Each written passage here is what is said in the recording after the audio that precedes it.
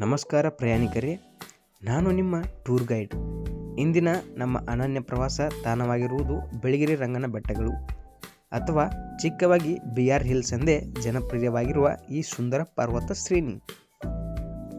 ಇನ್ನು ಸ್ಥಳ ಪರಿಚಯವನ್ನು ಮಾಡಬೇಕಾದ್ರೆ, ಬಿಳಿಗಿರಿ ರಂಗನ ಬೆಟ್ಟಗಳು ಕರ್ನಾಟಕದ ಚಾಮರಾಜನಗರ ಜಿಲ್ಲೆಯಲ್ಲಿದ್ದು, ಇದು ಪಶ್ಚಿಮ ಘಟ್ಟ ಹಾಗೂ ಪೂರ್ವ ಘಟ್ಟಗಳ ಸಂಧಿಯ ಸ್ಥಳವಾಗಿದೆ. ಈ ಬೆಟ್ಟಗಳು ಸುಮಾರು 1800 ಮೀಟರ್ ಎತ್ತರದಲ್ಲಿವೆ. ಇಲ್ಲಿಯ ನೈಸರ್ಗಿಕ ಸೌಂದರ್ಯ, ದಟ್ಟ ಕಾಡುಗಳು, ಜೀವ ವೈವಿಧ್ಯ ಹಾಗೂ ಧಾರ್ಮಿಕ ಶ್ರದ್ಧೆಯ ಮಿಶ್ರಣವಿದೆ. ಇನ್ನು ಮುಂದೆ ನೋಡುವುದಾದರೆ, ಬಿಳಿಗಿರಿ ರಂಗಸ್ವಾಮಿ ದೇವಾಲಯ ಇದು ಬೆಟ್ಟದ ತುದಿಯಲ್ಲಿ ಇದೆ.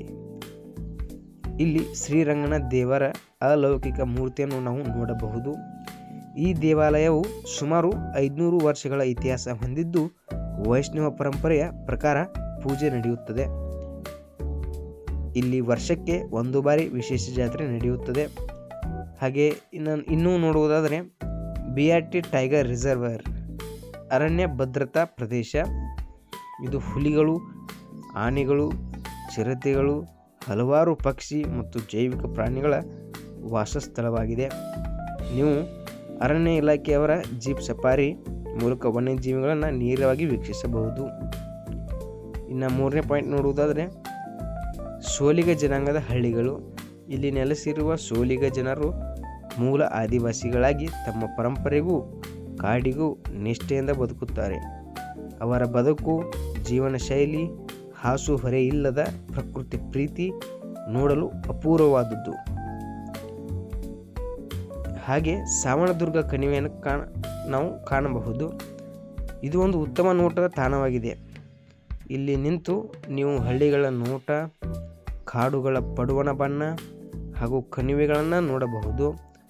ಬಹುಮಾನವಾದ ಫೋಟೋ ಕ್ಲಿಕ್ ಮಾಡಲು ಇದು ಅತ್ಯುತ್ತಮ ಸ್ಥಳವಾಗಿದೆ. ಇನ್ನು ಪರಿಸರದ ವೈಶಿಷ್ಟ್ಯವನ್ನು ನೋಡಬೇಕಂತಂದರೆ, ಇಲ್ಲಿ ಸುಮಾರು 800ಕ್ಕೂ ಹೆಚ್ಚು ಔಷಧೀಯ ಗಿಡಮರಗಳು ಇವೆ.